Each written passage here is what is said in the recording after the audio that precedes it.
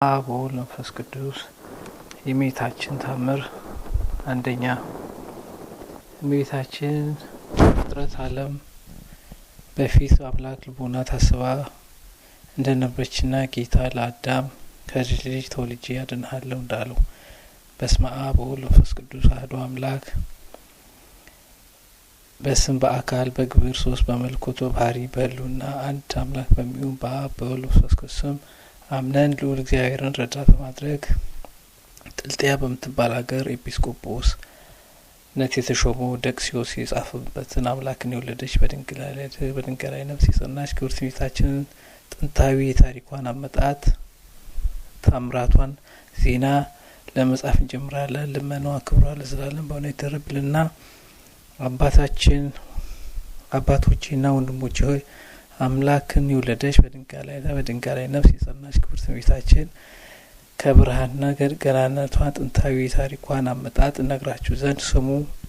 የረዳትነቷን ኃይል ተስፋ የምታደርግ በአማላጅነቷ የምትተማመኑ ከዙፋናችሁ ውረዱ፣ የተቀመጣችሁ ተነስታችሁ ቁሙ፣ ወገባችሁን ታጠቁ፣ ክንዳችሁን አውርዱ፣ የጣትና የጆሮ ጌጣችሁን አውልቁ፣ ርዕስ ልቦናችሁን ዝቅ አድርጉ።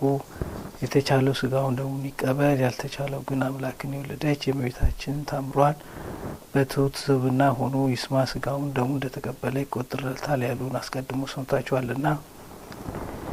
ያለ ሀኬትና ያለ ስንፍና በፍጹም ልቦና ሆኖ የታምሯቷን ዜና የሚሰማውን ሁሉ አምላክን የወለደች የክብርት እመቤታችንን ታፈቅረዋለች፣ ታከብረዋለች፣ ትባርከዋለችም እና አሁንም ለዘላለም ፍጹም ዋጋችሁን ታገኙ ዘንድ የእመቤታችንን የታምራቷን ዜና ለመስማት ተዘጋጁ።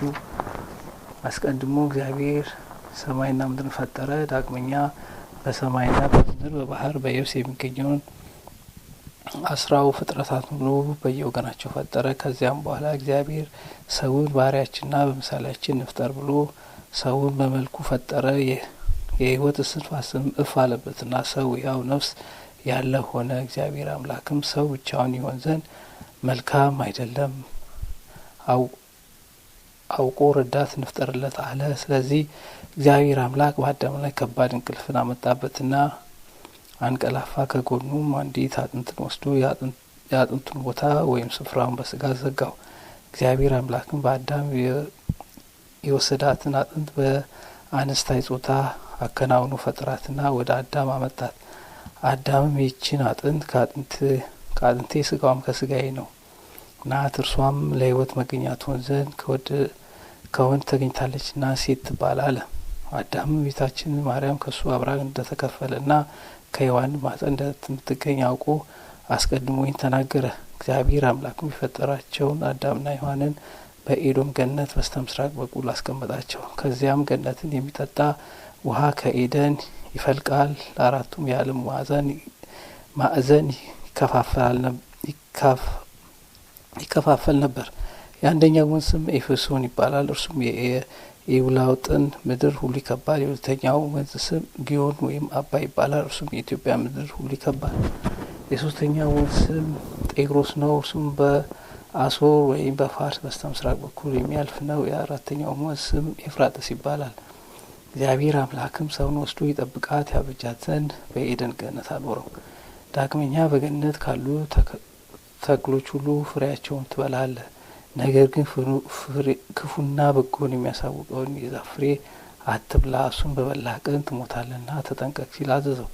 ከዕለታትም በአንደኛው ቀን እግዚአብሔር ከፈጠረው ከምድር አውሬ ሁሉ በጣም ተንኮለኛ የሆነ እባብ ወደ ሔዋን መጥቶ በእውኑ እግዚአብሔር ከገነት የዛፍ ተክል ሁሉ እንዳትበሉ ከልክሏልና አላት። ሔዋን በእባቡ በገነት ካለው የዛፍ ፍሬ ሁሉ እንበላለን፣ ነገር ግን በገነት መካከል ካለው አንዲት የዛፍ ብቻ እንዳትበሉ እንዳትነኳትም ብሎ እግዚአብሔር አዞናል። እንዲህም ያለን እንዳንሞት ነው አለችው። እባቡም ለሔዋን ሞትንስ የምትሞቱ አይደለም፣ ነገር ግን ከእርሷ በላችሁ ቀን ዓይኖቻችሁ እንዲከፈት እንደ እግዚአብሔርም ክፉና በጎን የምታውቋት እንደምትሆኑ እግዚአብሔር ስለሚያውቅ ከለከላችሁ እንጂ አላት።